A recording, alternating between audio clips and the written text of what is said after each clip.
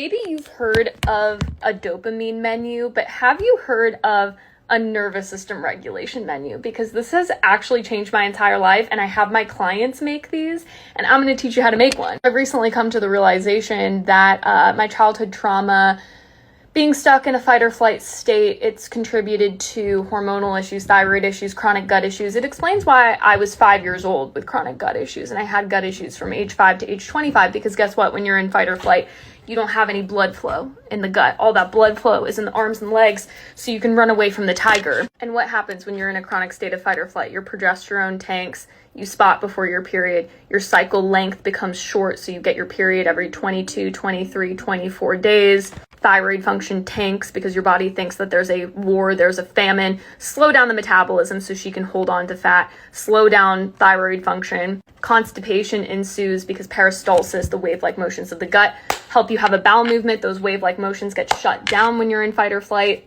Your body doesn't make adequate hydrochloric acid, so you're not absorbing nutrients well from your food. So you're eating all the right things, and you're wondering why your iron's still low and your B12 is still low, because you are not absorbing. So I'm going to show you what's on my nervous system regulation menu.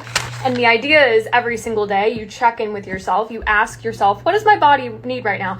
And you just pick something off of your menu. You don't have to have a 20-step routine where you journal and meditate and this and that and have 80 things you need to do, and then it ends up stressing you out and it ends up not being helpful. You just pick a thing off of your list that suits you the best in that moment. So I want you to think about the things that actually bring you peace. Is it a walk? Is it journaling? Is it reading? Is it being in nature? I want you to think of your regulation tools, because what's regulating for me may be incredibly dysregulating for you. I have one client I'm working with in particular that hates breath work. Like, breath work is actually very dysregulating for her, and she actually feels like it triggers more of a fight or flight response. So I told her, I'm like, do not put breath work on your menu. That's not the right tool. On my menu, and I'm going to give you some ideas, going on a walk without headphones, without a podcast, being in silence, listening to nature. It's almost like a moving meditation if you struggle with meditation in like a seated sense. Intense cardio is actually on my list. For me, there is nothing more euphoric than a run.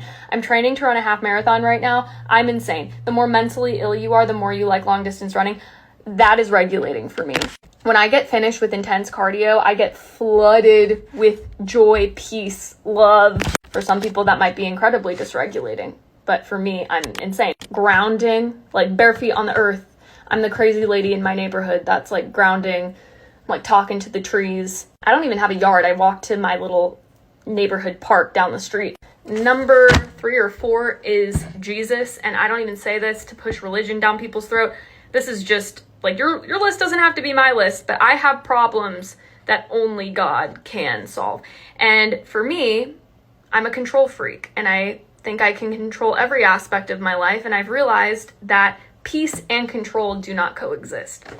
So I give it to God. So for me, prayer and meditating on scripture is very regulating. Blocking off social media off of my phone. So I have a social media blocker. It's called the Brick. And you tap it. This is not sponsored, but you tap it and it blocks social media off your phone.